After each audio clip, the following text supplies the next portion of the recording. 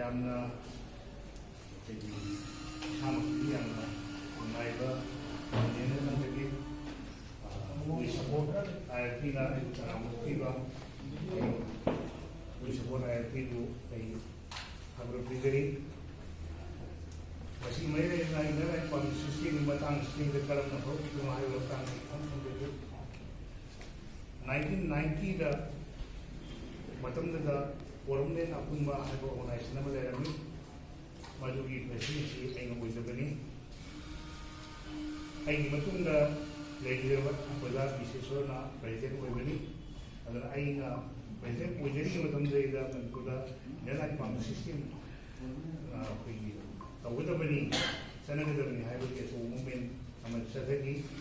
aduga mapani la ko singula tingba matam da ida jiri da sabagan si matam dumi government duna yana rakanda JKD haiba kalta ki ko manda 42 acres ki ko bani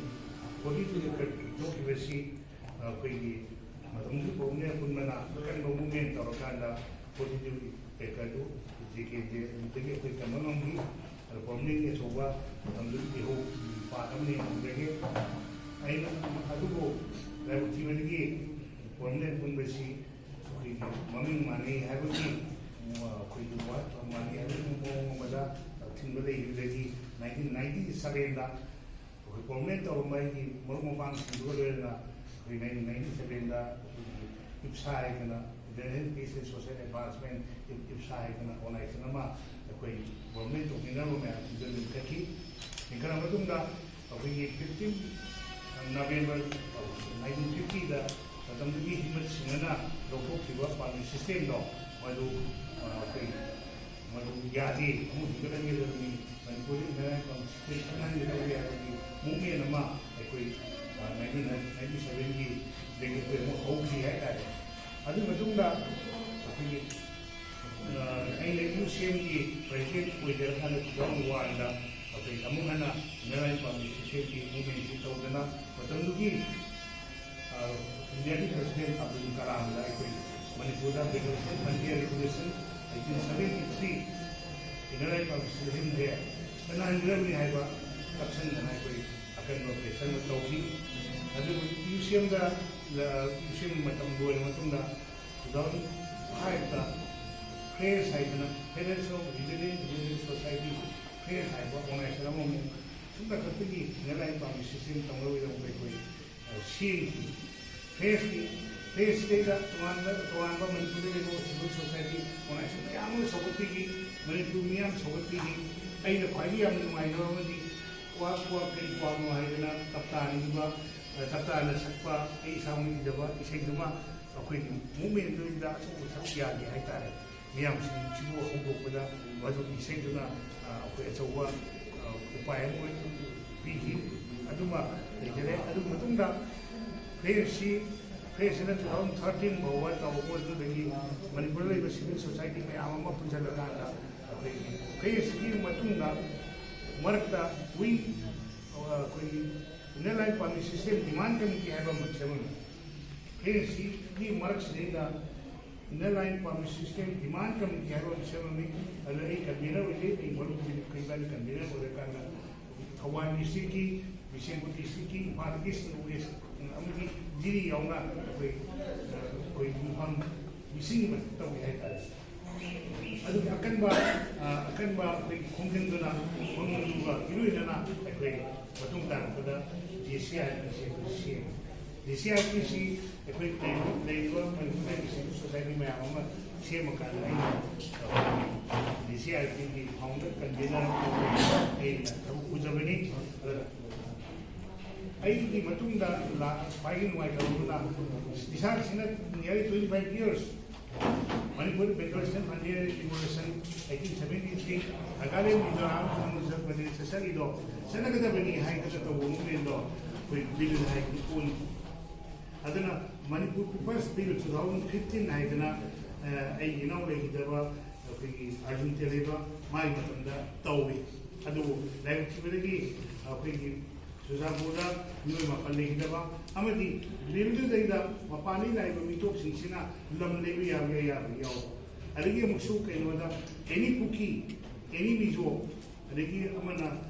schedule caste list yauriba sudadar nam sudra patni ga me am yawa adu me am sindu yawa na maram idana matam da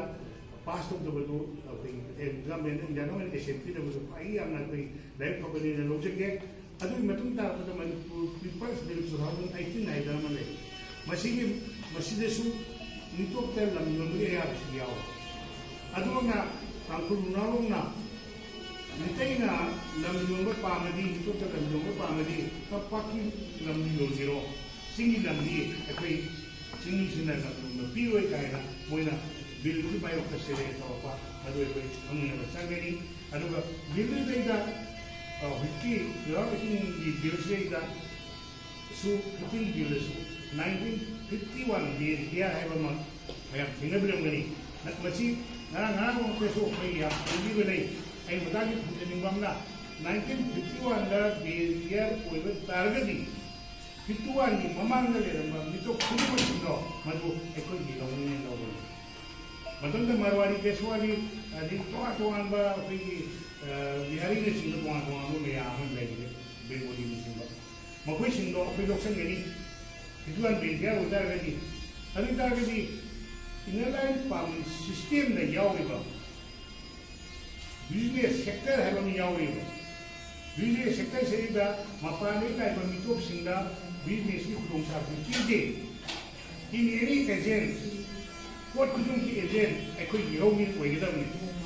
kai ba ka ke 51 ni wan da ba mi top singdo ngasi mai masa masu mai am la kan business tawi business tawi singdo ai koi ni moi bu lausan da tar ga ni moi ru khudong sa pi ga dori akwai na mapanda akwai na phangjaga ba yeromi na phangjaga ba business sector ki oi bu khudong sa ba report ki maman nasi mitok sing lepi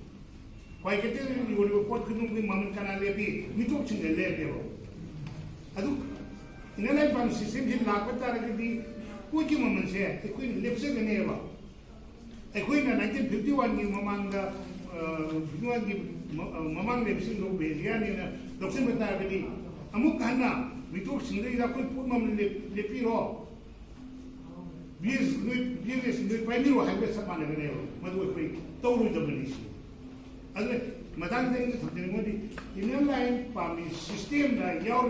se belia yaw di koi sahi lepti ro kai na belia ro gani haibe ta gadi inner line pami system na yaw besi yelongi hai ba define to gane ba yelongi na tabe sing do ma tu mitum ne outsider ne ba anwa sa esta nagaland da mizoram da sani ba ILP system se moi beria yaw na ke ba anak da 16 tribe or ma din nagaland ki 14 tribe undari sine ba kai ba bilda chanara ba madu ba ko ne ya ba taragadi hojin Manipur da mijogi Manipur da cookie ki group tam ingle ba moi asem group 50 ga 6 tribe ne ba alu ta ni ko na bindu ya ga 56 tribe ko ko bandan ta any mijogi mijo ani mijogi group ani hum hakte mijogi 36 tribe ko ko bandan ta ani alu ta ga di adu ko ta ga di ko gi dai ba yelongi se yelongi na ko people ne hai ba se basi hadit ki mo ta la ale mina handana boneri asing yelongi khangna boneri ai ko school da bi tawni moji tawni da bani alo sar padesta kuina le ba nipan ha makoi loksen na ba moi kimine ta pass tawni adu nipan roi alo sar padeski ku ko bi yang we hai dana aso mu ho ko dana madam moi gi ki dugri semi yu mai thare aso mu ira tawni ne kai da uta Shema yawa agami yawa seduka sita nam sudah patni sudah dhar di tobi ka yawa me am sindu ekoi yawa ni ne kamai ko jane ni ki adu na mara ko jane na ne ni ro ko ti aina ni ro ko ti ni ko ne la ko sistem ni sa ni benga sa panjari ko jane na ekoi na ko narang ma injagi gi se ta hafta na ekoi da hangni ko se masi Manipur Yellow Canary, Amatanga, quite Maru, fine, I come again. I do I remove. Yes, I Matamama 1980 Hona. I believe Mamma Nagare 7 years in the but some data in the from system I have a Kaino, I buy Kangaraki. I don't know that the Mizoram or separate don't have the number Nagarian is from this Salakanda. In the night from system here, Kaino have to Mutara, Quake, Tizal Matunai, like a home from Germany, and see how comedy. So, Aita. I don't know Matunta, the Simo from Germany. I think Matanga, have been, I think the Sim from Germany. So I don't know me, I'm the real public system, I say, Karim was kind of political money. I don't know. In 5 years, Samba, Nagari Mizoram, on the Minister Chapa, in Yagi State, Home the Saniba, ILP chair. Manipur is don't pay a kind of moment, I now see a no pangsi, we support ILP labor, come with Sina. I Matin Pang with the place can base cat of the India, Tuan, Home Minister, Prime Minister, authorities in the even program in the sea Hadana, a pretty messy point of Company, Manipur labor, Mia, Kumari Tagase, Mia Kumana, Nella Pam, she said, we don't tie him to Kandana,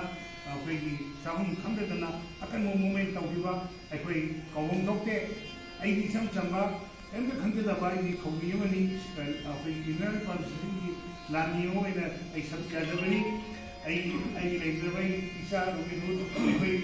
we are my Kapopa, Anger, of the Asia, convenor, Oina, and when you regular by the polishing, I do a primo oina, Ngasi, function, Logaraga, 800. Thank you very much. Next in 2015, the Louis Sisi case, the other same organization, other Messi, Boy Param, or we are have the ma, I don't want to get Yamsina. I do the move Bilga ILP system we have Kenny, housing, wherever possibly in the life of the system, will not take of Madame Data, where I don't know if they went to see what I'm going to Thank you very much. Next, a main talk 2016 Bawa Nagarin Tower. Mizoram 1914 Bawa Tower. A main talk Galakuni, any lonatry. Aduga Aina Tamjania body, deport Tower, I would say, can also deport Tower. In any life, we talk Sinchi, deport Tower. Maquay, Sweden Pami system, Logan. Pami system, Pami lower candy, more outside of oil and nail. I quite the labor, Ariba, Quiggy. Mitomo Maharisebo, Punjabi Maharisebo. Ma say, Pamit Bibi Haganeo. Ma,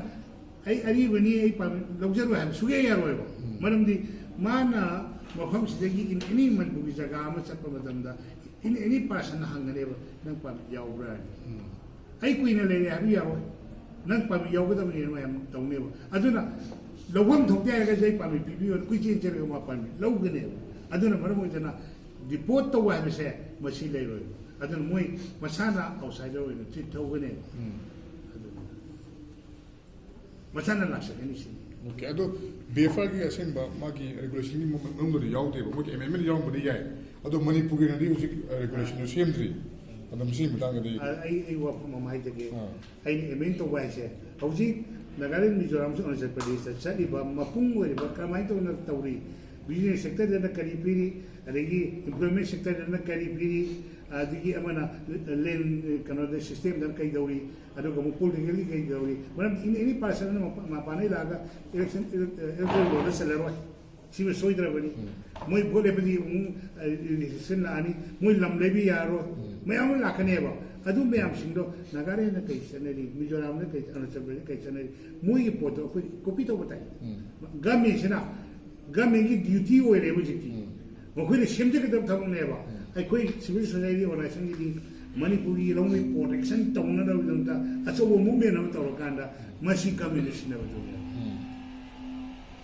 that. Okay, because Makatana, Quickie, Miyama Pan, which is a pressure of Pima Totari. Pressure said, Chumna to have a dog. sumna tawi yerum kan biyo point sing option biyo ay bisa kasi high bata bani point sing already done ato pada lagi he hoji dukan phamni sing che akoi mito na gi maming de phamaro he akoi no papai de wore ne akoi makan oi pham do ne adun business sector de da moina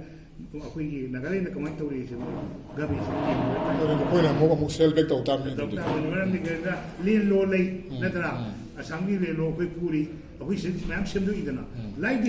it mi se na do koi sem do kan like he ne spur ba he ne pajawa ma akoi sem ta na tra adu viam pajawa like that already le shrin khaba already le jita pata pai ro mayam je amoi kar da problem se all the lands coming property ni moina akoi gi legal in sem do pelusi na tra adu mi ya policy